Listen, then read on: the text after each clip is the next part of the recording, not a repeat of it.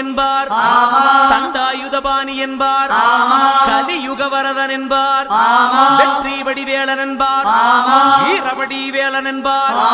மரகத வண்ணன் என்பார், ஞானப்பலம் கேட்டவனா, நம்பினோரை நாடுபவனா, காவடி பிரியனாம், ராஜ அலங்காரம் கொண்டவனா, ஆண்டியாய் நின்றானா,